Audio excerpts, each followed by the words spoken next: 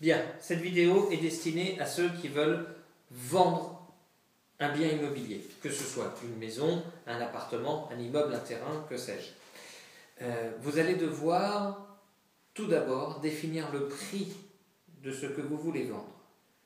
La première des choses à savoir, c'est que ce que vous vendez ne vous appartient déjà plus.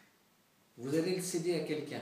Donc il faut le dénaturer, il faut le dépersonnaliser, il faut en faire un objet de vente. Tout objet de vente appartient à un marché dans lequel on va retrouver des acquéreurs et des vendeurs.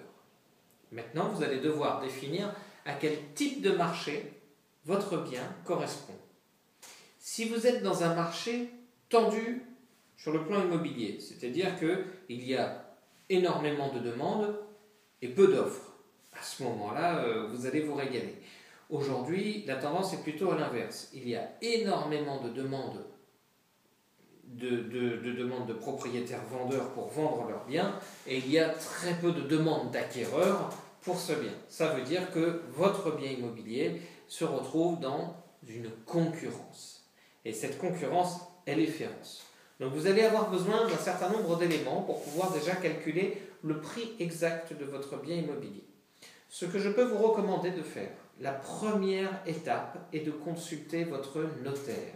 Si vous n'en connaissez pas, vous prenez la liste des notaires et vous prenez celui qui est le plus proche de chez vous.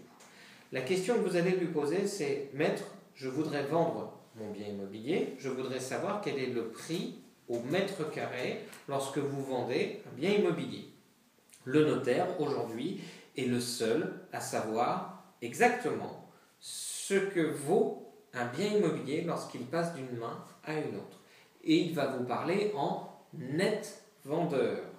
Attention, cette notion est très importante. Le net vendeur est ce qu'il vous reste dans la poche à vous, vendeur, une fois que vous avez vendu votre bien immobilier. Je vais faire une vidéo spécifique sur la différenciation entre le prix de l'immobilier, le net vendeur, le FAI, etc. On en parlera plus tard.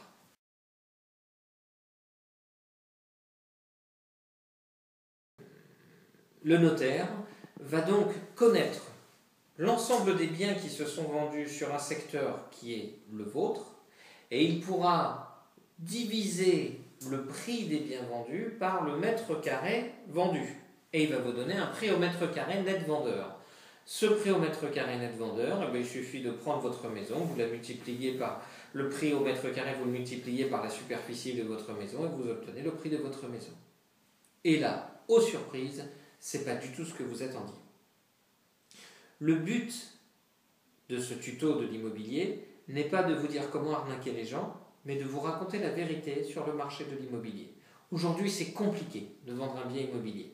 Et le meilleur vendeur de biens immobiliers du monde ne pourra pas faire grand-chose si votre bien immobilier n'est pas au prix du marché.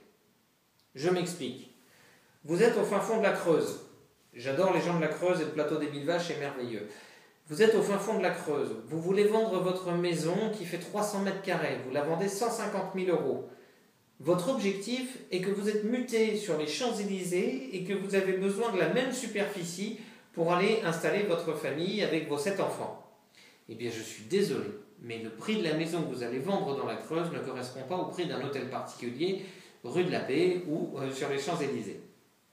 Vous comprenez bien que le prix de vente de votre bien immobilier ne correspond pas à ce que vous allez faire après dans votre projet de vie.